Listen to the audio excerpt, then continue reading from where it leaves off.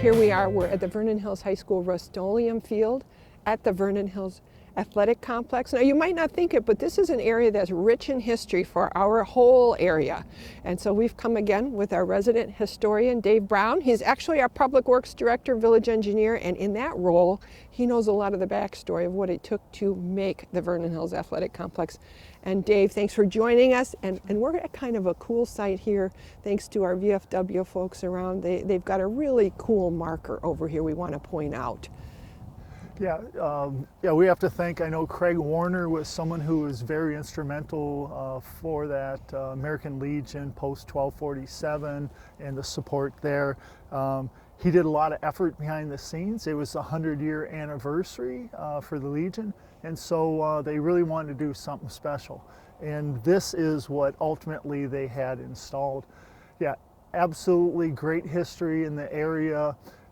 You may recall that before World War II, we really didn't have an Air Force. So we were scrambling, trying to figure out how do we try this new mode of combat. And this site was originally owned by Candace Curtis Company. They purchased it, and they were really building private airports for really rich businessmen from Chicago that would fly to different areas. When the war came, people, the Navy talked to the individual property owners and said, we need airfields, and they purchased those. This is one of those sites.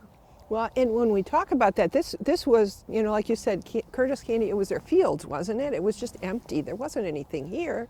And there wasn't Vernon Hills yet. There was nothing. So they actually didn't call it anything related to Vernon Hills. It was called Allendale Field when it started. So if you're ever doing research and check on this, look for Allendale Field. And then I think they called it Libertyville because there was, you know, there wasn't Vernon Hills yet. But this is where they trained so many of the pilots that came out of Glenview to be the naval fighter pilots. Yeah, this is the Libertyville training site, which was a satellite for Glenview Naval Station. And the history here was we didn't have aircraft carriers per se. We had paddle wheel boats, and they built wood planks and platforms.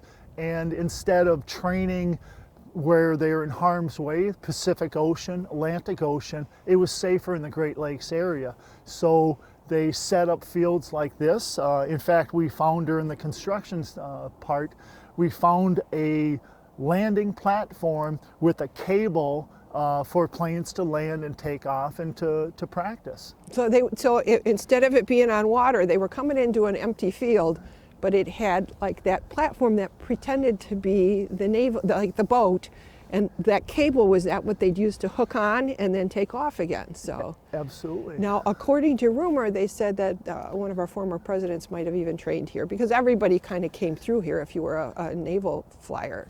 So yeah, the American Legion did some research on it, and it's our understanding that the first President Bush did train here at a very young age of 18 years old.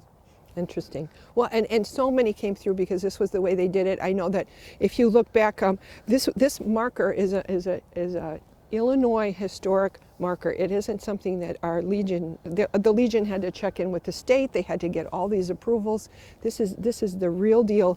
And I know when they dedicated it on September 7th, 2018, I know there were a lot of people explaining how these mostly young men came through here to train and how quickly they trained them all. It was and then they sent them right off to war. It was really people who sacrificed a lot, changed their life to the betterment of the nation and the world, and it all came through right here in Vernon Hills. It's crazy. Yeah, as we struggle through 2020 and the problems we're faced with right now, turn the clock back and look 75 years ago and what young people were faced with, what our country was faced with many years ago going into World War II. So we've had struggles in the past. We'll get past this also. Yeah, we will get past this. And when you think about it, so the very kids that are coming over here to play football or go to the high school, those are the kids that then were turning their life around to learn how to fly and then getting shipped off right away to go into war. Yeah. And so many of it in our area did that right now. It seems like generations away from us, we have such a legacy here, and we owe them such a debt of gratitude. And that's thanks to American Legion Post 1247. Come on over and take a look at this plaque, and that's just one more piece of history here in Vernon House.